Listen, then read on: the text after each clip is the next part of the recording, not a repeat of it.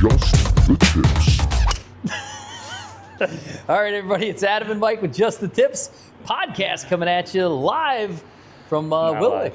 It's not live for you guys, but it's live for us. I'm alive and well, man. Except, what are we doing? I know. We're getting this, I thought they said like April showers bring May flowers. So April wind brings May torrential showers. downpours. Because we went through the crappy March, which it's March. Anything you get in March is extra. Yeah. But April, it was so windy and cold. We had that one nice week where it was like 80 and nice. Yeah. And then Saturday, the second I got off the course, it started raining and it hasn't stopped yet. Yeah, and it's not stopping for a couple of days. And it's supposed to rain for a week. So here we are. We're at Wiltwick. Yep. I'm shooting podcast. Did we figure out who this is? What's your call? I think it's Johnny Miller. Johnny Miller? I'd like to say Johnny Miller. I don't know if I watched any Johnny Miller stuff when he played. No? Yeah. It could be a young Nick Faldo. No? I mean, everybody else here is super famous. You got Jack, you got Arnold, you got Hogan, you got... Tell us who this is. Yeah. Put it in the comments. Yeah. Right? I didn't watch old golf. I didn't watch like any old golf. No? But you never read golf history about these guys coming up? Like Johnny Miller was the man. Yeah. Dude. But he had those bell bottoms. Check him out. He's got the dress shoes with the spikes. Look at how wide that belt is, dude. Look at these spikes. I'm going to zoom in on these metal spikes that you can like definitely hurt somebody Did you with. play metal spike era golf? No. So I grew up in metal spike era golf. Really? Now, first, the shoes weighed 40 pounds apiece. The bottoms of them were made of wood, and then you had real metal spikes that screwed in in the bottom, right? Wow. So, but when you walked, like, you know how Tobacco Road's got the nice wooden steps that you go through? Yeah, you're like clicking? No, they would be all chewed up. Like any course you're that you like ever digging worked. into this. And then if they did stone, right, it'd be the slipperiest thing you ever saw, right? Yeah. And then there was no shoes allowed in the clubhouse. So the clubhouse I grew up with had like a linoleum when you first walked in, all chewed up for people just like, oh, just scoot in real quick and get a beer, to the bar, No. All right, so today we got to talk about W.E.L.D, dude. We're gonna close out the W.E.L.D series that we did when we were down in North Carolina. We started this down at Tobacco Road on the driving range. W.E.L.D is an acronym. Yep. W.E.L.D. Yep. Stands for. So wind, elevation, lie, and we like dispersion better than direction. No, was it direction or distance? Well, anyway, dispersion kind of encompasses because the big thing of. is what W.E.L.D's trying to help us with is determine what the correct distance is. Yeah. Right. So D really can't be distance. It could be direction. That you're aiming. Like an aim point, or it could be dispersion. That's kind of why we wanted to do a whole podcast on this. Because we started with the Tuesday tips, and you end up with a Tuesday tip where you're like, now see the 1.5 hour long format version about what this really means. Well, really, we just wanted to put it all together, right? Yeah. So, obviously a Tuesday tip, they come out as shorts. So and we're trying to do everything like quick, 4 tips to help you kind of get better at your game, right? Something you can remember. Mrs. Paddock's always like, I remember those 4 tips. Yep. So we want to kind of branch off of that a little bit. So here's the thing is I'm so lucky. Recently, we've run into a lot of beginner golfers who are trusting you and me with their swing, with their development, you too, but bringing them onto the course. They feel good. They feel comfortable with us. And I think we've done a little bit of a service to the golf industry, right? I mean, I think the thing is that because we can talk to them, we talk to a few in the morning in the gym, and we talk to people here. We got kids that we've kind of helped get a little bit better. Yeah. The way that we communicate to them is just a little bit more on a beginner golfer level, I guess. I don't know. So the cool thing is we had a guy the other day, straight up beginner, never held a club before. We're not talking to him about W.E.L.D. Okay? No. And I think when you get down into where I want to break 100, right? Understanding the W.E.L.D is the difference between 103 and 93, right? But it's also the difference between -1 and +1, right? So the better you get at the game, the more important this will be. You were just talking today about that Phil Mickelson video that everybody watches. The one where Yeah. he's like, in the morning the ball goes 6% less far, and if it's wet, and dew on the grass and Yeah. rain outside, like it's a whole different. Right. Now he, I mean, I'm sure his acronym is probably 14 letters long. You know what I mean? So. Well, I got a chance to play at Westchester Country Club with a former tour pro, and we had good caddies. They were nice guys, but they were resort caddies, for lack of a better term. And this guy was trying to talk a language to him about how to club himself that I don't think the caddy appreciated. Whereas when I have Rybo, who is a tour caddy, and he's talking to me, the low, a low handicap golfer, I still don't understand everything he's talking about. He's got a little bit more advanced language. Yeah. But either way, it's all around this concept of WELD. Which, hang on. Yeah. We're going to do another podcast about all of that stuff. So, by the way, we should, because I just watched the video about other things about caddies, like how you different ways to work with caddies, or treat caddies, or tip caddies, or ask the right questions of caddies. So we can do a whole thing on that. But so back to WELD. All right. For me, WELD, right here. I put it up. There you go. Put Very it up. nice. W stands for wind. Wind. Yep. E is elevation. L is lie, and D, I'm sticking with dispersion. I like dispersion because that kind of encompasses all of the D's in there. So when you step up onto the tee box, what do you do to gauge the wind? Because you're really good at it. We were talking about it in 2 podcasts. Well, ago I about caddied for 7 years, so it did come to me. But here's the deal. I mean, if you're on a par three, right? Let's specify. You're talking about your approaches and your par threes, right? Not really driver. I mean, wind, elevation. I mean, you don't really need that when you're hitting driver off a 1 here, right? I don't know.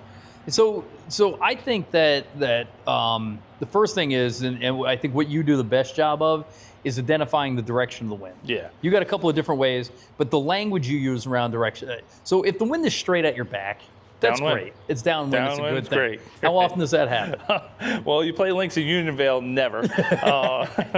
But it's nice. It's nice to have a downwind, straight downwind, right? Yeah. For me, especially since I hit a spinny ball, I need to know exactly which direction that wind is going. So I always grab a little bit of grass, toss it up in the air, and I watch where that thing goes and where it lands. So I smoke a cigar on occasion. I can watch where it goes. That's that old fluff. Yeah, dude. Yep, you're smoking a cigarette into the wind. The grass, I like to lick the finger and put it up and feel where the wind's blowing. But probably the most widely recognized is the grass, right? Yeah. So now we have to identify which direction it's coming from. It is never right at your back or right in your face, right? So you use other language. Right. So, there's times when I'm like, oh, it's coming off of, off your right shoulder, helping you, in your face from left to right, things like that. Or there's times when I'm like, oh, it's left to right, but it's hurting a draw. Right. You know what I mean? Something like that. So that's what I'm getting at. So if we're straight at our back, right, we'll make the adjustment. If it's a driver, I mean, unless we're thinking about going through a fairway or getting into some hazard that's at the end of our normal distance, we don't even think too much about it. Great, winds at our back, great, bombs away. Yeah. How much does and let's use wind speed, 10, 20, 30, 40 miles an hour. I'm at my back, it's 10 miles an hour. I'm just getting a little push on the back. It's not a big deal. Yeah, I mean, it's going to help you. And I will say this, downwind, the help is half of what it hurts. That's what I was getting at. Okay. So that same wind is in your face. If I got the 10 mile an hour wind and it gives me 5 extra yards, if it's in my face, it's hurting you 10 yards. It's hurting you 10 on the drive. 10.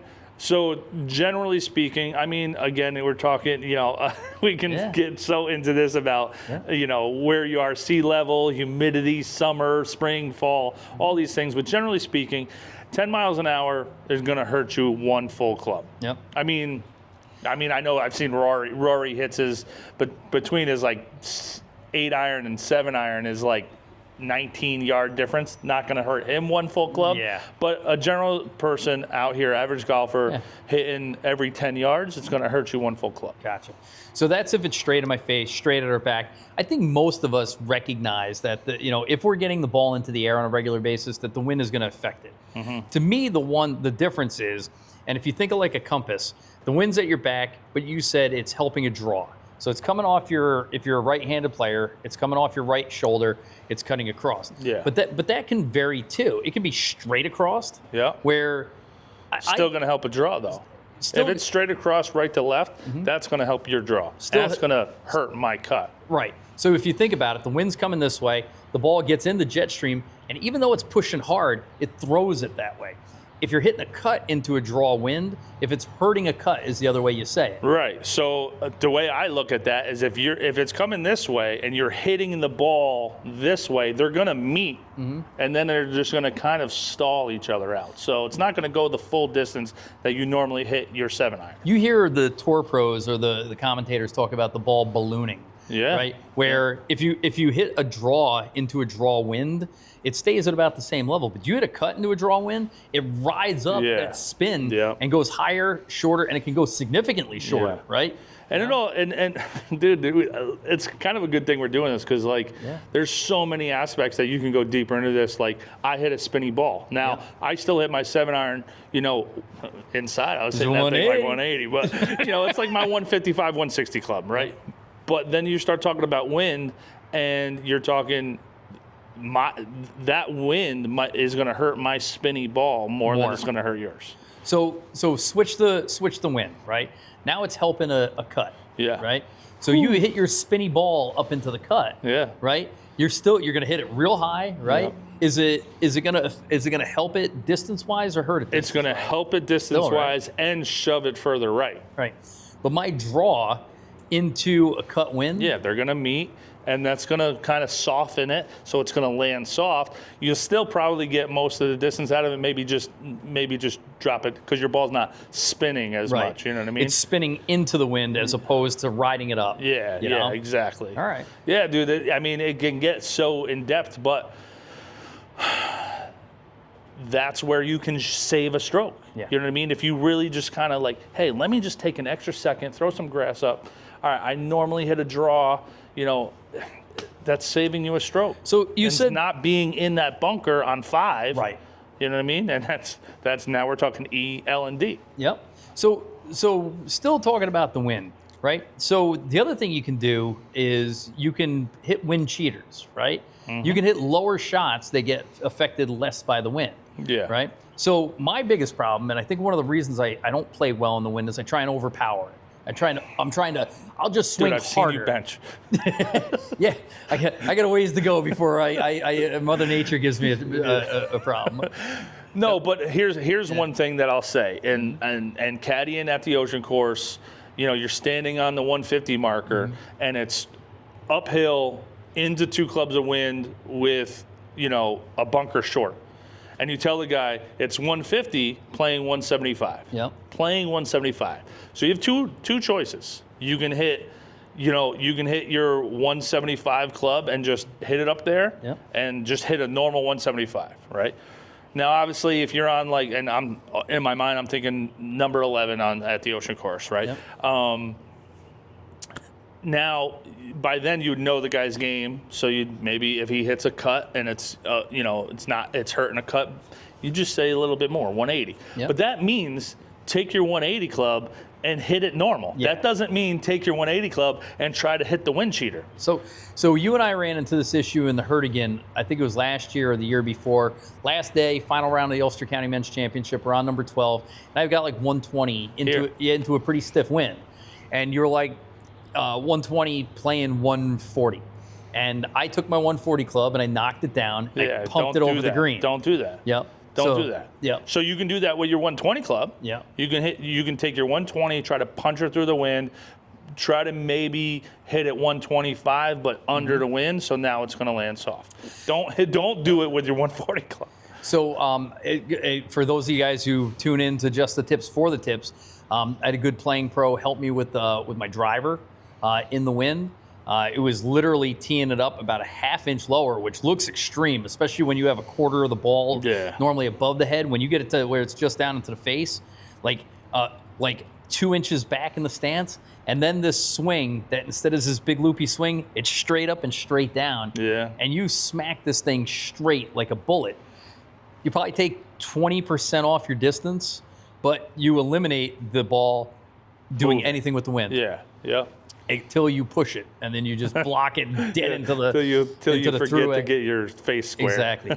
But I really enjoyed the fact that if you go to the range and you can practice that wind cheater, and there is nothing better than a range session. By the way, when you're practicing at the range and you get there and you get a stiff breeze in your face, thank the golf gods for that. Yeah. Because it's exaggerating what your Hitting ball's doing. downwind on a range is pointless. Yeah. Right? Like, oh, cool. I just hit my pitching wedge 160. Yeah. Who cares? Yep. I mean, obviously, make note of that, right? Like, say, oh, there's a good 20-mile-an-hour wind up there. It's helping my pitching wedge 20 yards, something like that. But if it's in the face when you're on the range, really make note, like, hey, my pitching wedge is only going 110. And like I said, you'll also notice your cuts and your fades will be much, much more exaggerated, Yep. right? So it's a really good time to work on your swing, to dial that in. It really is, and that's something that you can say that those are the two things that you can work on, or three things that you can work on when you're into the wind on a range. Yep. Is how far is your full pitching wedge going? Yep. Or any club, and try to hit a knockdown under the wind and see how far that goes. Yeah. And then also kind of take into account how much right and left it's going. So Just the Tips recently acquired a Rapsodo, a mobile launch monitor for the range. That thing's pretty handy on the range because you're hitting a ball that goes 15% less far on purpose, right? It's a What do you mean? the range balls here are they're reduced distance balls, and a lot of ranges do that. But it doesn't take into account for that. The Rapsodo doesn't.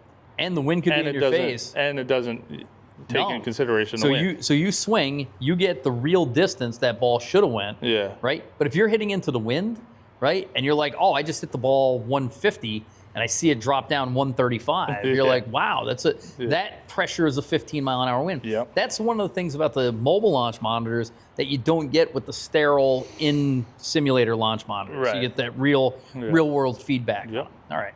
So let's move over. So wind affects the ball. Just real quick, how's the wind affect the ball on the putting green? You need to have significant wind to start reading putts for the wind, and you also need to have fast greens. A combination of that is going to make a big difference. Yeah. We were at Shaker Ridge, and you either have to pump it through the wind and hope for the best, or you got to play for it. You got to play the wind, man. But I mean, I would say nothing less than. Again, depends on green speed, but around on an average course, nothing less than a 3-club wind. You don't have to really read. Yeah. Maybe into the wind. My biggest thing is concentrating over a putt when the wind is blowing. I feel myself wobbling. Yeah. So a little bit stronger base. So anything that you feel the wind like moving you, is going to move a ball. All right. Yeah, it's true too. Right. All right, so let's move on to elevation, right? So this one's tricky. I need a dry erase board to show elevation. Yeah, let's flip this thing around. Exactly. No, so here's the thing, right? So elevation changes are mostly going to be either higher than where you're standing or lower than where you're standing, right? Is there more? I'm sure there's multiple. There probably is. Right? Well. So when we're talking elevation in this, we're talking about that. We're not talking about playing in Colorado versus playing in Myrtle Beach. No, but that's not what we're talking about. We're talking about about elevation change, right? So here's the trick. For those of you who are familiar with Twofskill, their famous first hole, okay? Yeah. It's probably a 75-foot drop from your approach shot to the green, right? But if on the first hole. On the very first hole. Yeah. So if you lay back and you're at the 150-yard marker, and you hit your 150-yard club, it stays in the air longer. It's going to travel 70 feet downhill. It'll go almost 200 yards. Yeah, so that arc is just going to continue going, right? And you're going to fly the green. So take that same shot, but now make it 100 yards, right? The ball is going higher. It's going to go farther, but not 50 extra yards. It might go 8 extra yards at 100 feet, right? So that's the trick. Now, same thing when you're going uphill. Twofskill's another great. You're going to be good at math. So whatever subject of math that was, geometry, tricky. I don't know. I think it's geometry. Yeah. This is that parabolas. thing. Like, man, when they were like, oh, there's a ladder, and at noon the shadow's here, and at 5 the shadow's here. What's the other distance? I think it's just parabolas. I don't know what a parabola is. I think you're that's making why up words. you suck at elevation. Yeah, I'm telling you. So Rondout Country Club used to have a finishing hole that was straight up the side of this hill, right? And everybody's just like, add 2 clubs, add 2 clubs. But big hitters would get up close to that, and same thing. If you're hitting it straight up, I'll put you back at the 150, right? Now you're hitting normally your 7-iron to 150, but now you 2 clubs, you got to hit 5-iron, and not for nothing. But now this thing is hitting that's into because the the ground is going to get in the way of finishing your arc. Right. That's all. That's a parabola. But parabola, parabola. I think it's a parabola. I think so. I don't know. Anyway, it's an arc. So if you're closer to the hole and the ball's going higher, same thing. It might not be 2 clubs. It's definitely 1 though. Yeah. But I think you're skipping a step right now for them. You have to hit more club if it's uphill, and you have to hit less club when it's downhill. Like you're talking about how much, depending on how close you are to the flag. Let's just go to step 1 being like, hey, if that's 20 feet of elevation, that's 20 feet less of the bottom of your second half of your arc. So one of the things that I find that you do real well is calling out elevation changes. If it's moderate, if it's 10 yards or 20 yards, or 10 feet, 10 feet or 20 feet high, I don't normally consider that to be a significant elevation change, but you always take that into consideration. If it's not dead flat. What do you do on 18? See, I have a problem with 18 because I don't consider that to be uphill. That's at least 10 feet up above the fairway. If you're sitting around so I club up on that hole a lot, and I tend to fly the green a lot too. Do you though? Because I've seen you in that bunker a few times. And that's you should club up anyway, because long there is okay. Long is better than short. Right? But then you go to like a hole like 14 that's probably 35 feet higher from your approach shot to the green. You gotta take extra club. And that's definitely 2 clubs. 2 clubs. Right? Minimum. Yep. Minimum. And trust me, I mean I've hit 1 to 2. So wait a second. I got the 14th hole. I got a 2 clubs up the hill. What if it's a 2 club wind? In the face? Yeah. Then you need to hit. So it's normally a 7-iron. I'm 6, all right, so if you're 5, 150, 4, I'm a 4-wood. All right, so if you're sitting there at 150, you're not getting a 7-iron there. No. Not getting a 6-iron there. Back right pin or right center pin, Middle. You're not getting a 6-iron there. Yeah. So you have to hit a 5-iron. So 3 club. So 2 club elevation and 2 club wind is 3 clubs.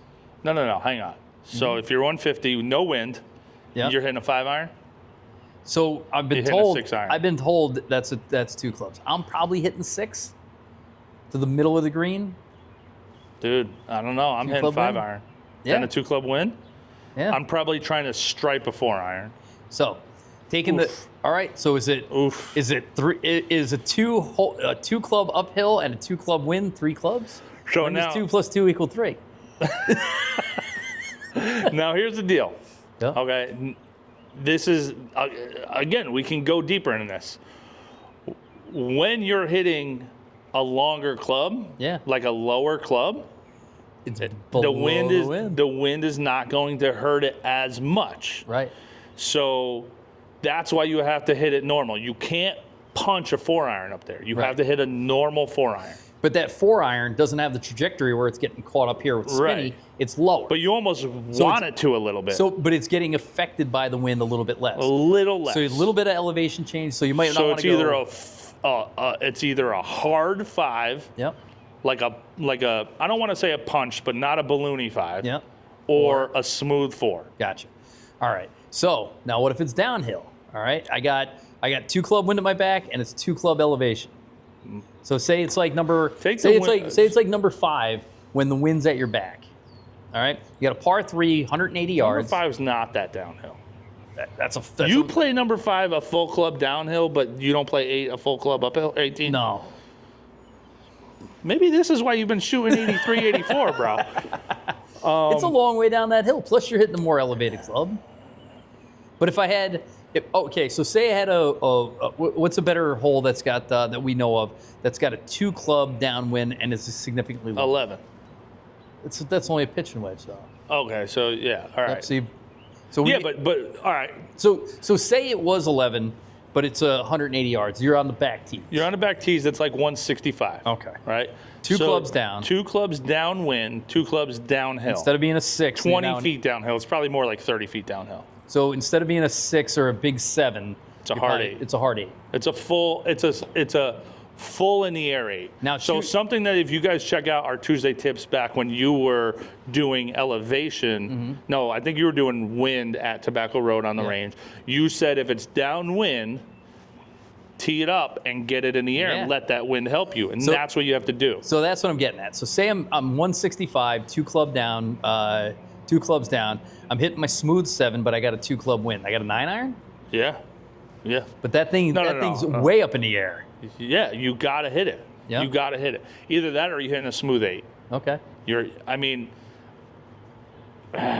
That's tough. I'm almost saying, is it a pitching wedge at that high? Because the higher you get the ball in the air with a 2 club wind.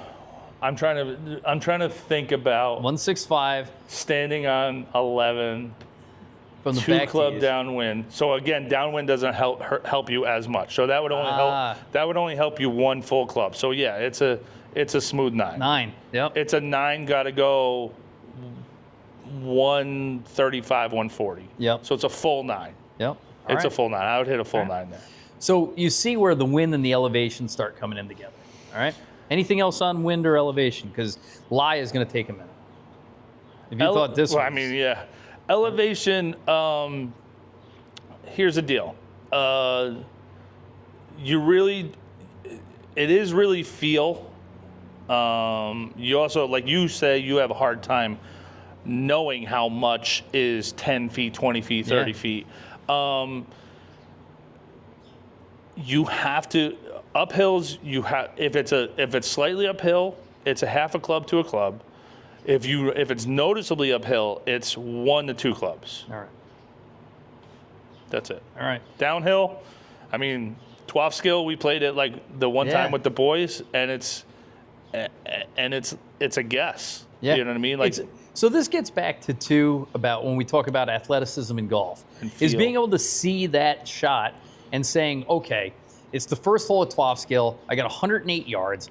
It's not a pitch and wedge. It's some kind of sand wedge. But I have to hit this thing into the air. The wind's cutting in, and I got to let it ride the wind and land on this very narrow cutting surface. No wind. With a little wind in your face. Wind in the face, 108 to the pin. Yeah, it's like that's like an 80-yard, 75-yard shot. So you're getting very creative, but you're also getting athletic. You're like, let my eyes see what it sees, let my body feel what I feel, and then let my subconscious hit this shot. But to clarify for them, it's not a 108-yard shot. It is not. No. It is not. It's not a 100-yard shot. No. So do not pull out your pitch and wedge and try to hit that number. All right. So when you are definitely noticeably uphill or downhill, you have to adjust for it.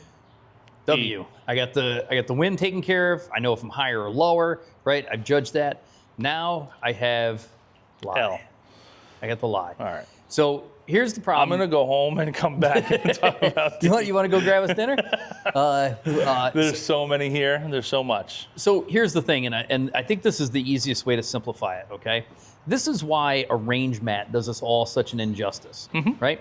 Range mat gives you 0 feedback, right? It's perfectly flat. And quite honestly, though, and this is the funny part, is if you can't hit the ball straight or the shot you want off a perfect flat range mat with no give, you're going to struggle on the course because you're never going to get a flat lie. You're almost never in the fairway. I think it actually hitting off a range mat actually hurts you. How so? Half of what you're saying, and secondly, if you are chunking a ball, that ball actually, if you hit the mat back here and the ball is here, you're actually bouncing off the mat. The ball actually elevates a little bit, and then you hit it, and you think you just hit the best shot. So I've seen that slow motion video where those of us who catch behind the ball, the mat doesn't give us the right response. And you just bounce off the mat. So good for warm up, good for basic information. Like I want to know if I'm hitting the draw or cut today. But long story short is when you get to the course, right? You hit the ball in the middle of the fairway, right? First hole, you hit it to the 150-yard marker. The L in lie goes, am I in the fairway or am I in the rough? I'm in the fairway.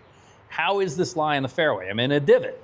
Am I in a patchy spot? You also, So then that's the second part. So physically, is the ball sitting up nice and nice, or is it obstructed in some way, right? Secondly, then you have 4 different ways it could go. Is it left to right, right to left, front to back to front? Is it down? Is it left to right and downhill? Yeah. So you think about this. If you had the hitting mat and there was a pool ball in the middle of it, right? And you could tilt that mat any way you want around that pool ball, right? So depending on which way it's laying is which way the ball is going to be influenced. So to keep it simple, and we did, if you're a right-handed player and it's tilted like this and the ball is below your feet, it's going to have a tendency to go right. If it's the other way, it's going to have a tendency to go left. Now, if you're a cut player and you have a draw lie, it doesn't mean you're going to hit a draw necessarily. It could mean your cut is lessened. it's just going to cut less. It could. Or if it's a baby fade, you're a baby fade guy, it could straighten it out or even turn it into a bit of a draw. Yeah. Now, same thing, tilt this thing forward. It's tilted forward, your club is now de-lofted. So you might want to take less club. It goes the other way, it's more lofted, it's back this way, it could go off right with more loft, and now you got the wind coming into you, and you're a cut. So next thing you know, you hit your 7-iron 100 yards, and you don't know why. Yeah. Okay? And that's if you're in the fairway. But we're doing this video so that you do know why. All right. So you have all these different angles, and depending on the subtlety, right? It could be small, so it could be a small difference. Yeah. And if you're a player with a dispersion where when I'm in the simulator, I hit my 7-iron 20 yards left and 20 yards right, you're not going to notice if the ball's 2 inches below your feet. You're not there, right? Yeah, yeah. But if you're the person that at 150 yards in the simulator can throw a blanket down and hit the ball on it, then you're going to notice the subtle ones. But everybody's going to notice the big ones. You know, the ones that are dramatic. Yeah. Those are going to affect you. Now, here's the deal. Now, again, we're talking to you guys about this. What that means is don't change your swing. So just like we were talking about with the wind is don't try to hit a different shot or out muscle Mother Nature or anything like that. If the ball is, you know, a few inches above your feet, or we'll call it 6 inches above your feet, that doesn't mean try to hit a straight ball. Doesn't mean try to cut it back. You know, just aim right. Yeah. Just aim right. Yeah, make it easy. If it's 6 inches above your feet, like 17 is a really good example. Yeah. The approach shot on 17, you're always going to have the ball above your feet, and the green rolls away to the left. Yeah. You know you have to try and aim to the right side or the right of the green. Right edge. Because the ball is going to come 10 yards into the middle of the green, and then when it hits, now it's got left inertia, and it's going to keep going farther left. So you have to out inertia. Inertia. Now we have kinetic energy. Parabolas, inertia. Wow. All right. But he's not wrong. All right. Here's the deal. And are you done with lie yet or no? I'm not done with lie yet. I'm done with lie from the fairway. Let me just I have other D real quick. Okay. You can give me the D. Is when you aim right on a ball that is above your feet and you aim 10 yards right? Say it. If you hit a straight ball, it's still okay. Yeah. If you aim at the pin and you pull it 10 yards, you're going to be off the green and down into the crowd. So your dispersion in a neutral environment, simulator or off a mat, is say a 15-yard circle, right? So you put yourself on grass in windy conditions, you're going to elongate that. Then you're moving that circle to where you're most likely to hit it. So again, 17, you're going to move it to the edge, right? But because you're on a side hill, that thing's going to get a little bit bigger like this. And look at where the dispersion is, right? I said you were here, now you're here. But quite honestly, it's cheated this way because of the right to left, right? Every once in a while, you will get one that just shoots out to the right and cuts off a dead pull lie. Yeah. So that's part of dispersion. Yep. You have to understand that. You know? All right, we can go back to lie. Go back to because lie. you want to go into the rough. Want to go into other conditions. We just talked about what happens when you're in perfect conditions, all right? Now get me in the first cut, okay? Some places have a first cut of rough.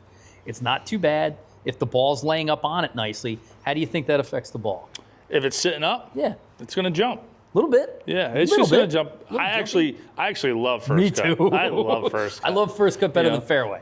Yep. Me too. Because Me too. if you depending just, on what club I have in my hand. yeah, if you just have that little, if you got a 1/4 inch at the fairway and a 1/2 inch at the first cut, Yeah. that's sexy. It's I love sitting it. up perfect, man. So, like I said, so rarely will it be sitting down. You'll probably get a little more distance, a little more spin, a little higher shot. So take that into consideration in the wind, Yeah. right? But it's a little bit, right? It's not going to affect it that much.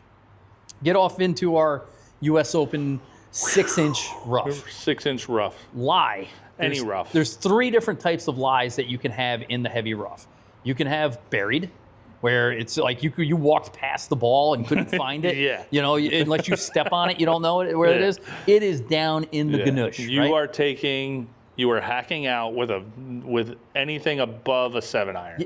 So we'll talk about what to do in a second, but here are the 3. So you got buried, you got regular everyday run-of-the-mill lie, and then you got flyer lie. Okay, flyer lie is when it's actually sitting up, and maybe it was like a little cradle. It was in the truss tree, right? And it lands, and it's up above the ground. It's almost teed up, right? So each one of these now, in addition to left, right, front, and back, and wind and elevation has a different way that you have to deal with the ball. So you were saying, I'm down in the cabbage, right? Yeah. How many people have you seen? You can't even see the ball. The grass is up. And they got a 3-wood in their hand. They got 3-wood in their hand. They're ready to. You can't get the club face on there, right? There's no reason. You're just not getting to the green. Right. So what's the first thing that happens, right?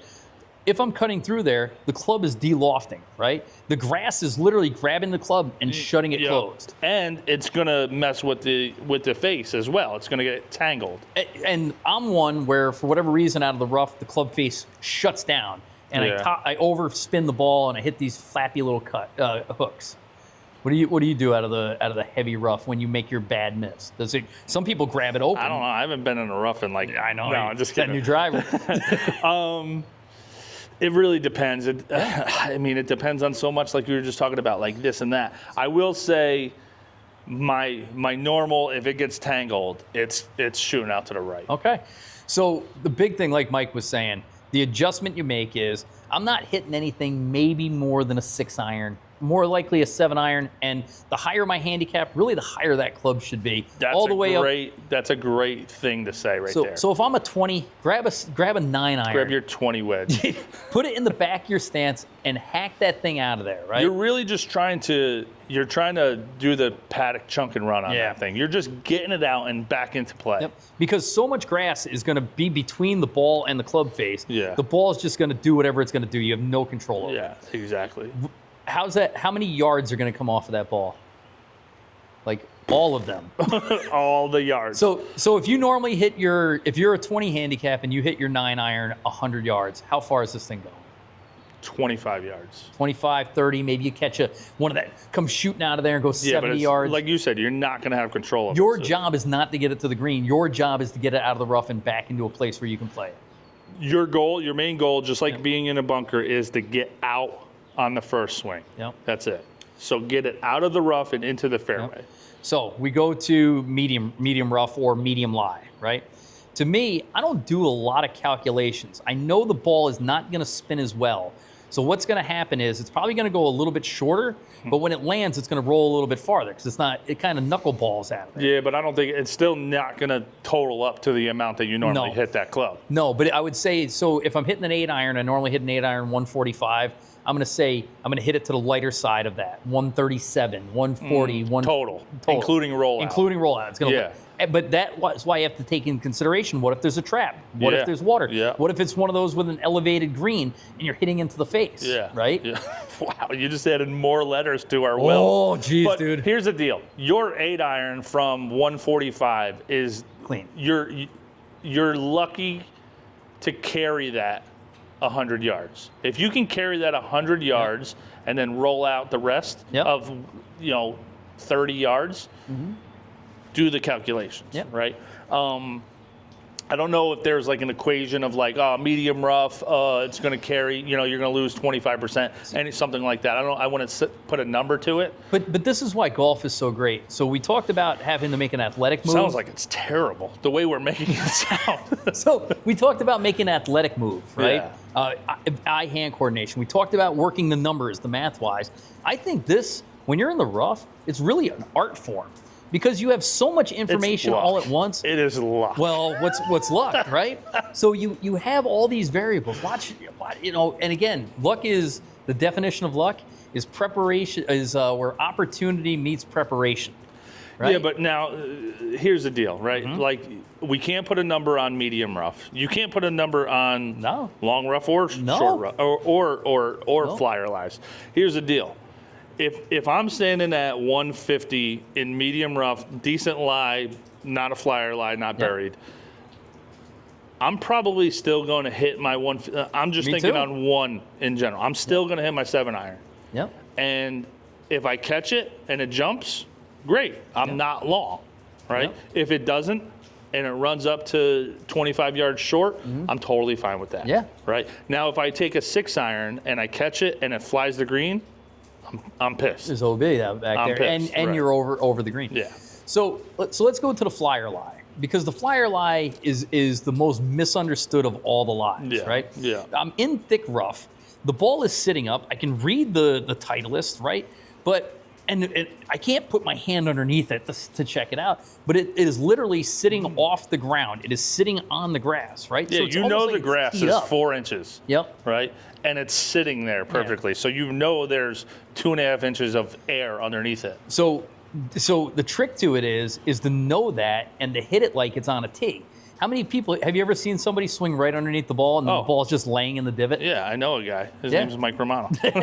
And you take this massive divot and you look and go, where the ball? And the ball's laying in But it's a divot. It's not dirt. It's just all grass. Yep. It's all just So now there's grass this high except for your divot, right? Yeah. The great thing, though, is if you know to play this like a tee shot, like it's on a 2-inch tee, right? You'll hit the ball like it's on a tee. It'll go farther than your normal shot. This thing will fly out of there. But you can't go under it. No. And you can't take more club. You can't take more club, right? And you got to be careful that it doesn't roll up the face. That's the scary one. You hit the flyer lie. How are we not saying golf is luck? If the ball rolls up the face, that flyer lie, you think you're going to pure? You have to be Einstein to play this game. It rolls up the face. It goes way too high. It goes way too short. And if the wind's in your face, you just hit this flyer lie 25% of the way to the hole. Don't play this game. Don't play this game. You want to talk about pine straw, sand, water, mud? No, they don't want to hear that. We're trying to grow the game. Okay, we got to talk about dispersion. So, but I think that's the beautiful thing. So I stood in the wind. I've discovered where the wind's going. I've noticed my elevation. I've inspected my lie. But now, just like we were saying before about the D, in a microcosm, your dispersion is X. It's not a circle, though. You said it was a circle. You're it's right. an oval. It's always It's a tilted oval. Yep. And the reason being, if you're a right-hander, now, I don't know if this screen is flipped or not, whatever.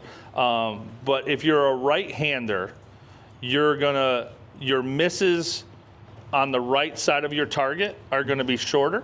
Yep. And your misses on the left side of your target are going to be longer. Yep. So it's not a circle. It's an elongated oval. If you're a lefty, right, it's going to be the opposite. Yeah. It's your shots to the right are going to be longer. Your shots to the left are going to be shorter, right? So take that in a microcosm, and we know that. You can go in the simulator, hit 1,000 shots. TrackMan does a really good job showing dispersion with the big circles, and you can set them all up, all right? But get your circles. Ovals. Now get your ovals out there and add all these variables to it. Add the wind variable. Add the lie variable. Add the elevation variable, right? And your job really is to take that dispersion, that oval you've created, and move it away from all the bad stuff, if you can. Yeah. Right? No, you can. Well, what about 17 of TPC sawgrass? Oh, okay. Where are you putting your dispersion?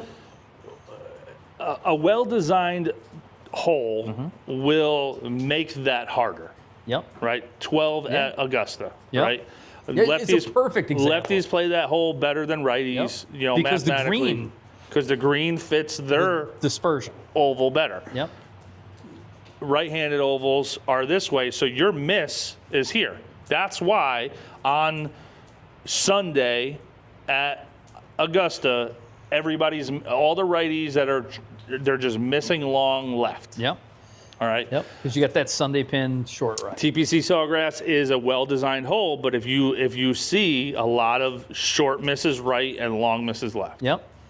Yep. You got so go to your first hole wherever you are in America, or you know, our friends in the UK, or our friends all over the world. Think about your first hole. Now think about the trouble that they designed around this hole. Where are the bunkers? Where's the water? Where's the out of bounds?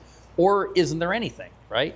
And then ask yourself, if everything was equal, where would your dispersion be? Now move the pin, right? You were talking the other day. Don't worry about the pin. You were talking the other day about the middle of the green never moves. Center of the green don't move. Right. Right. So depending on, you know, more variables, but we won't talk about that. Just a general first green, no undulation, whatever. If you went at the center of the pin or center of the green, you took your oval, your misses short right or your misses long left, move that so that you're not going into trouble. So you're not in the water, you're not in the sand. I do this to myself constantly on our first hole. There's one trap that's short right of the green, but the lie is uphill and side hill, and if you have wind coming at your face, I hit a draw, right? But the shot shape from the lie and the wind pushes a cut. And if I miss and I hit the ball straight, it now turns into a short, sloppy fade right into that trap. And then the miss is long left over the back of the green into a taco green. Into a taco green, downhill, where the carts go, where the carts drive. That's why I will say this. Being in a bunker is your best miss. Yep. I mean, obviously, short in front is the best. On the fringe but in the front. that bunker, short right is better than long left. Yep. So move your dispersion. Move your dispersion. Yep. Do not be long left. Yep. So your center of your dispersion circle should be right center of the green. Yeah. At the fringe at the worst, you know? So you need information. Like I said, this isn't for the player that just picked up a golf club today and said, you know, I can't. This hurt my brain. I can't get the ball in the air. But if you're trying to break 100 or you're trying to break par, this could be the missing link, the key. All right. So let's get a little real specific real quick. Okay. Last time me and you played, okay, it's coming down to 18. Yes. Right pin Yep. over a bunker. We actually don't know how far back it is on that right side because you can't see the green, that side of the green from where we were. Top of the flagstick. Right? Yep.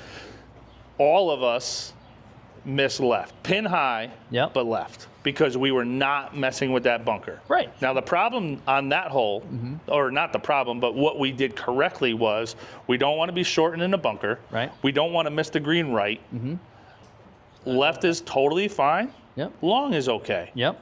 Where we were, depending on where the pin was, short left was not the best. Yep. So, and we were all over there on the left. And again, it wasn't, you know, it's we funny. moved our circle over there. And it's true.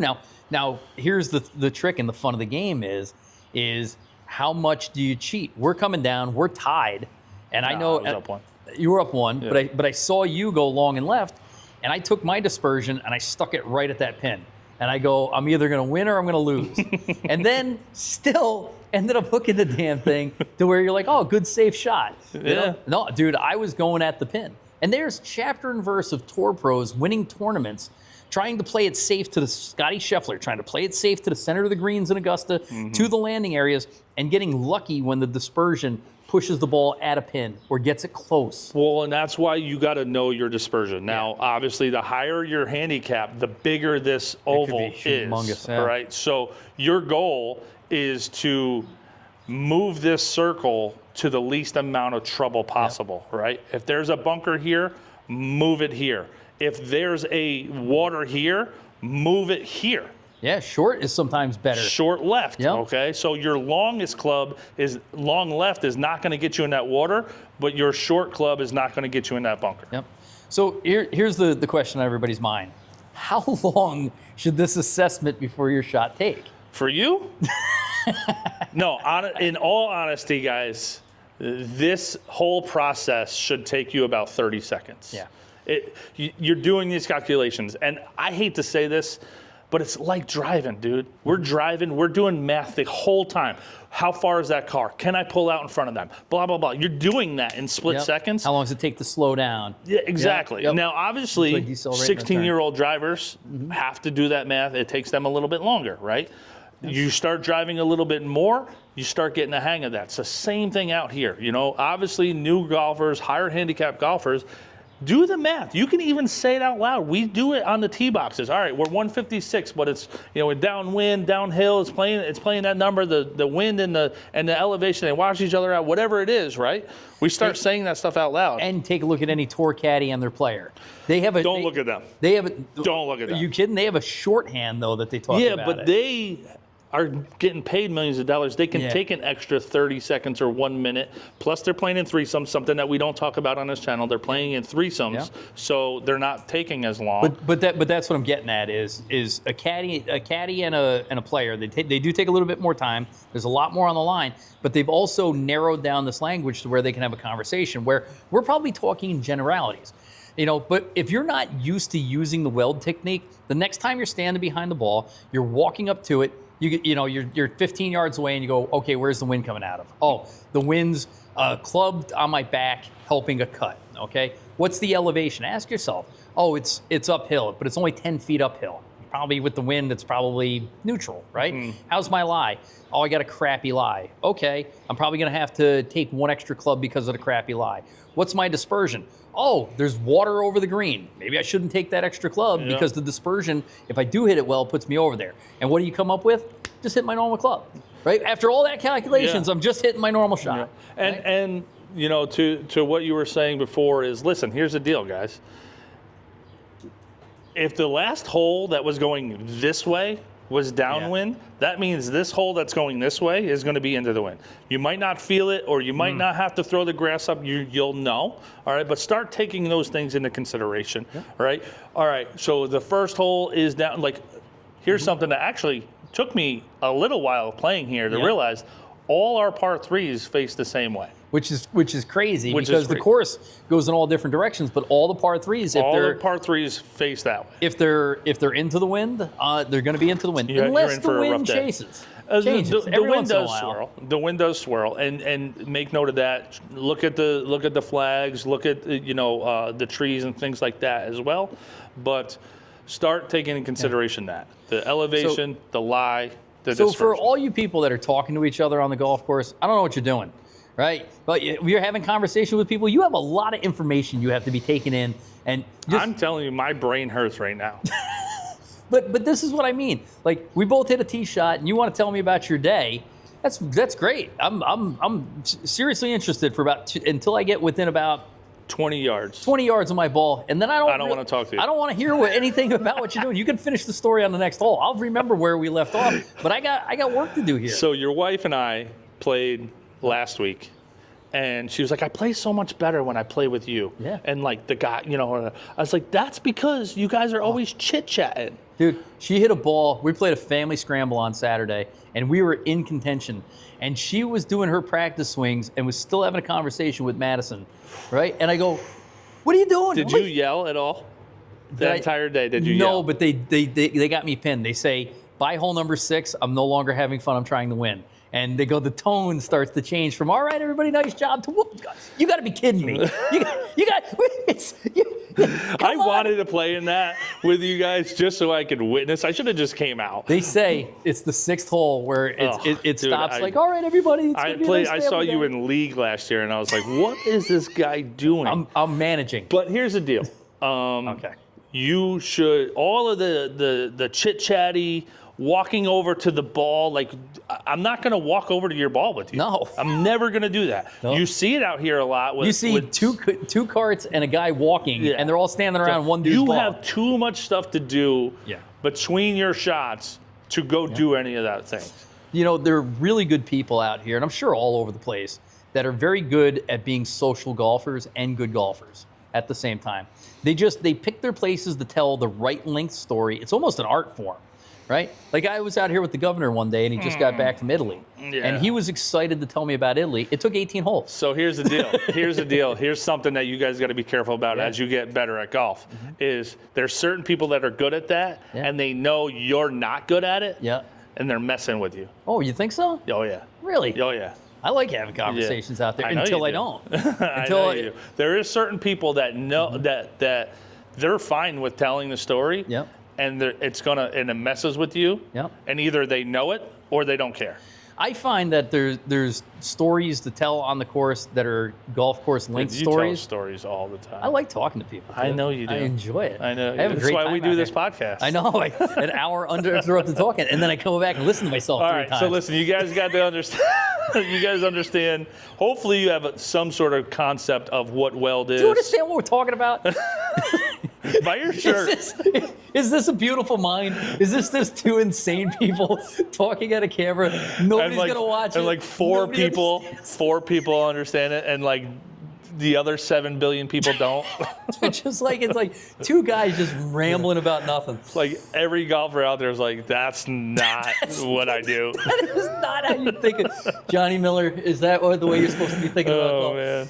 Well, everybody else is like, just take a quick look and hit the ball. Let's get going. We're sorry. We're sorry we made you guys sit through that. Just do your thing. Thank the sponsors. Shout out to Mike over at mymedicareny.com. That's mymedicareny.com for your consultation if you're 65 or about to be 65 to help you with your navigation of the Medicare system. All our sponsors just dropped us. They did. These guys are idiots. But hopefully some of you guys are still with us. Ken and Custom Wedgwoods, Base Cigars, Sundog. Golf League, go to the site, buy your shirt. Buy your shirt. You're wearing it right now. I am. Let me bust out Mike's got the Cobra. The Cobra. Shout out for the spring swingers of you guys that bought it. The Alpine edition. I know the Alpine hat was out, right? Yes. Hat, spring swing hat out. My mic's on my shirt. Oh. I don't think it was on this whole podcast anyway. Spring swing. Yep. Hat. Is Alpine hat. Cobra shirt. And the Lucky Clover.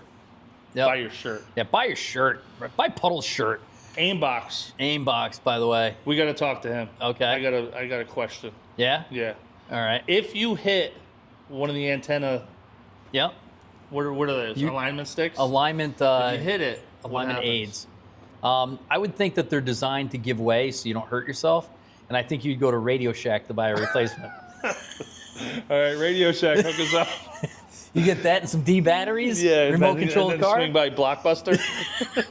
All right, guys, I'm Mike. I'm Adam. Just the tips. Just the tips.